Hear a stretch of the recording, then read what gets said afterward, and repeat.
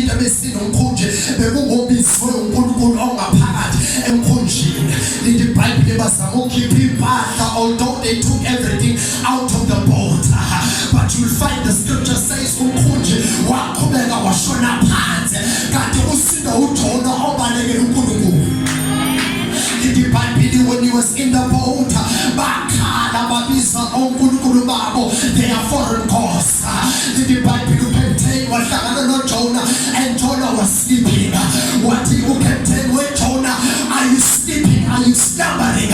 We said wake up and call your God.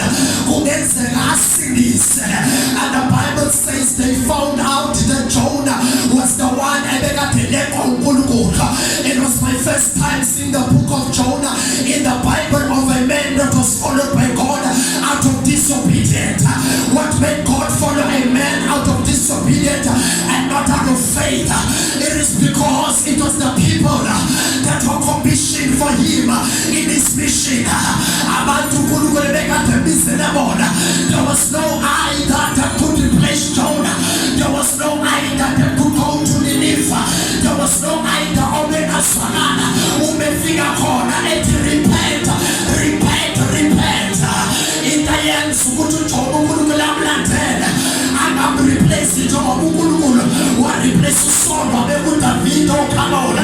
But what made God follow Jonah? It is because he was irreplaceable. Allow me to tell you, sometimes he will follow you even when your life is in mess. He will follow you even your life is upside down.